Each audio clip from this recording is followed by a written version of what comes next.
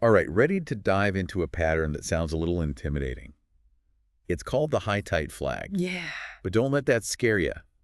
Once you get this pattern, Yeah. you'll be able to spot those big stock winners. Right. Just like, some traders did with NVIDIA recently, if you heard of it. Oh, of course. And NVIDIA's stock has been on a tear this year. Yeah. And the high tide flag, we can call it HTF, Yep. was a key indicator for traders who made some serious profits. There you go. That's what we like to hear. Right. So for those of us who aren't as familiar with this pattern, Yeah. break it down for us. What's so special about it? Well, think of it this way. The stock market is a battlefield between the bulls and the bears, right? Right. The HTF is like a signal Okay. that the bulls are about to launch a major offensive. Oh, I like that. Yeah. A signal flare in all the noise. Yeah. So how do we spot it? What are we looking for? It unfolds in 3 distinct phases. The- First is an explosive price increase, often over 100%. Wow. In a short period, driven by a major catalyst, like a groundbreaking product launch or a blowout earnings report. Remember Tesla in 2020? Oh, yeah, Tesla. Their stock went crazy when they announced that record quarter. Yeah. Everyone was talking about electric vehicles. Right. That's a classic example of the first phase of the HTF. Okay, so after that initial surge, what happens? Well, things tend to cool down a bit. That's the second phase. Okay. The tight part of the flag, where the stock consolidates for a few weeks. So it's like catching its breath, Right.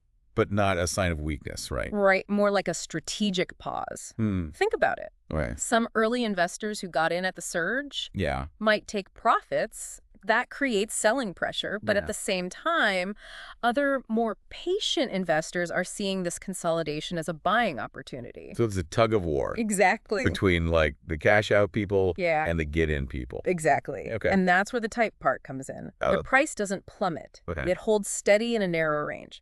So we've got the surge, Right. then the tight consolidation. Yeah. What's next? The breakout. This is the moment of truth. Oh, The stock price breaks above the highest point it reached during consolidation. okay. And it often happens with a surge in volume, and that volume is crucial. Why is volume so important? Doesn't any break above that consolidation signal an uptrend?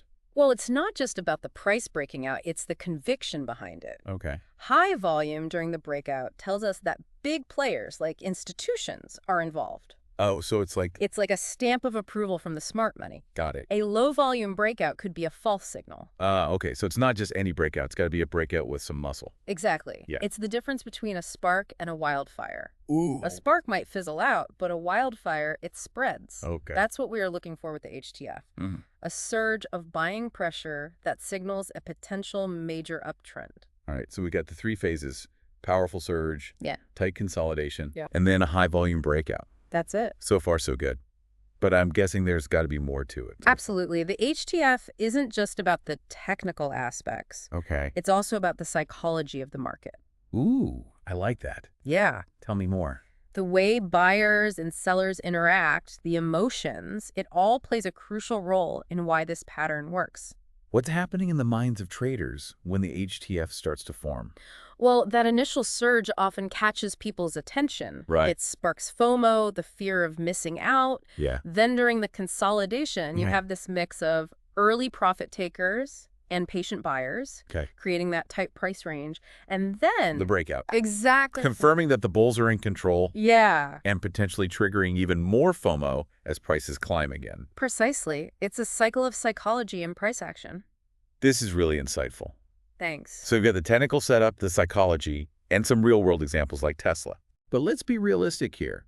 Not every stock that forms an HTF is going to be a winner, right? Yeah, you're absolutely right. No trading strategy is foolproof, and the HTF is no exception. Right. There are risks involved, Okay. things to watch out for, especially something called a false breakout. Ooh, a false breakout.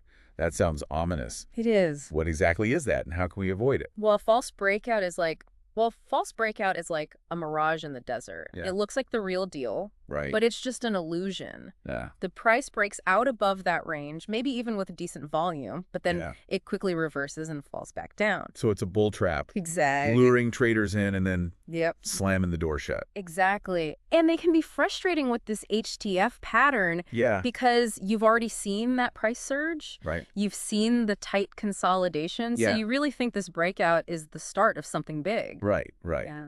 So how do we tell the difference Yep. between a genuine breakout and a fake out? One of the most reliable clues is volume. Okay. We've talked about the importance of high volume during the breakout, and that's especially true when you are trying to spot a false breakout. Okay. A genuine breakout Yeah. usually has sustained high volume Right. as the price moves higher. So it's not just the initial burst. Right. It's got to keep going. Exactly. Think of it like a river. Okay. A genuine breakout is like a river flowing powerfully. Okay. A false breakout is more like a flash flood. Okay. It surges, but then recedes. So strong and sustained volume is what we're looking for. That's it. What else? Pay attention to how the price behaves after the breakout. Okay. A genuine breakout usually has follow-through. Right. The price continues to climb, maybe with some pullbacks, but overall the trend is up. So it's not just about breaking above the range. Right. It's establishing a new, higher trading range. Exactly. A false breakout lacks that follow-through. Got It might stall. Or even fall back below. So it's like a balloon that inflates and then quickly deflates. Exactly. Okay. Another thing to consider is the market environment. Okay. The HTF, like many bullish patterns, tends to be more reliable in a strong uptrending market. Right, because in a bull market, traders are more optimistic. Right. More willing to jump on board. Exactly. Okay. But in a bear market, or even a sideways market, Yeah. things get trickier. Yeah. Even if a stock forms a perfect HTF, the negative sentiment could prevent it from breaking out. So it's like trying to swim upstream. Precisely. Okay. That's why it's important to consider the broader market Got it. when evaluating the HTF. This is making so much sense. We've got the technical setup, Yeah. the volume, the market sentiment, and the Right. psychology.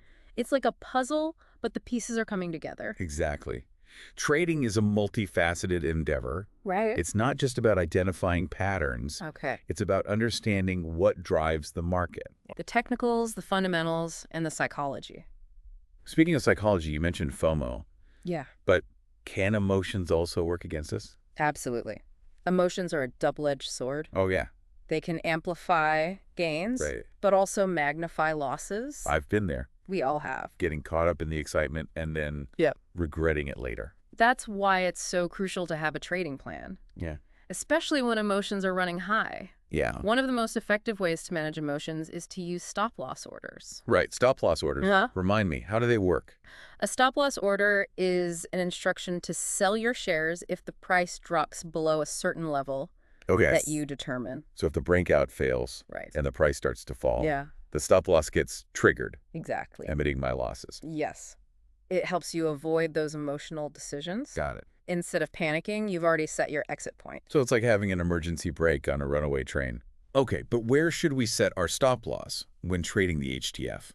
A common approach is to set it slightly below the low point of the consolidation range. Okay. Or just below a recent support level. Right. That way, if it fails, you are out before it drops significantly. So we're being patient, Yeah. waiting for that high-volume breakout, Uh-huh. and we're protecting ourselves with stop-loss orders. Yep.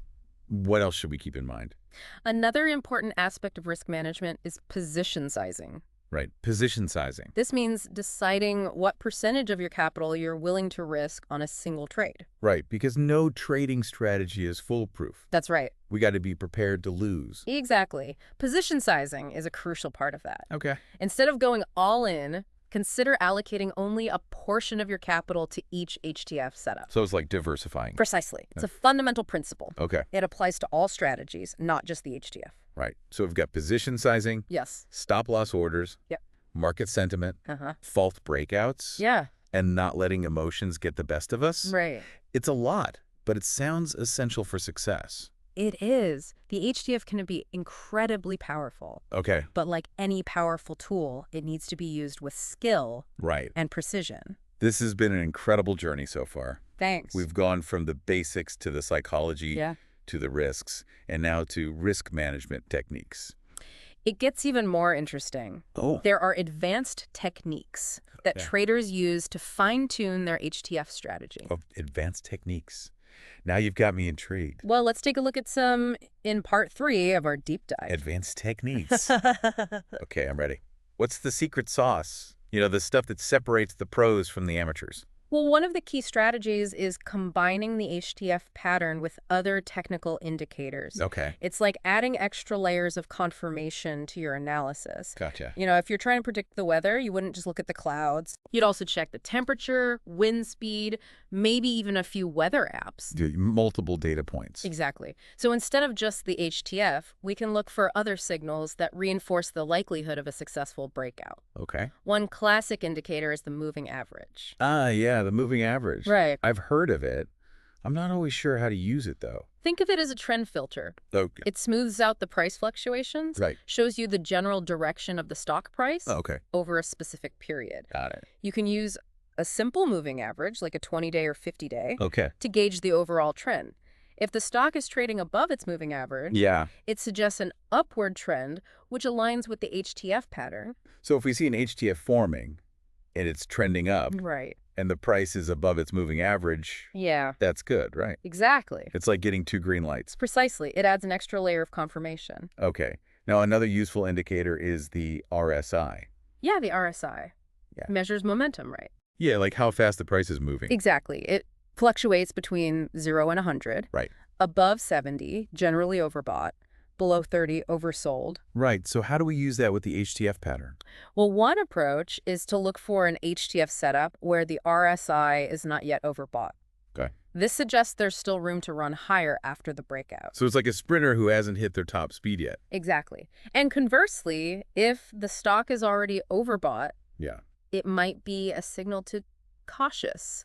The upside potential might be limited. So we're looking for the sweet spot setups Yes. where the pattern and momentum indicators are aligned. Precisely. We talk moving averages, RSI, anything else that works well with the HTF. Another powerful tool is the MACD. The MACD, okay. It stands for Moving Average Convergence Divergence. I've heard of it, but I'm not sure how to interpret it. It might sound intimidating, but it's pretty straightforward. Okay. The MACD shows you the relationship between two moving averages of the stock price. It's represented by two lines, the MACD line and the signal line. So what are we looking for with that in relation to the HTF? One of the most common signals is a bullish crossover. Okay. This is when the MACD line crosses above the signal line. Right. It suggests that momentum is shifting in favor of the bulls. So we see the HTF forming. Yeah, MACD is showing a bullish crossover. Yeah.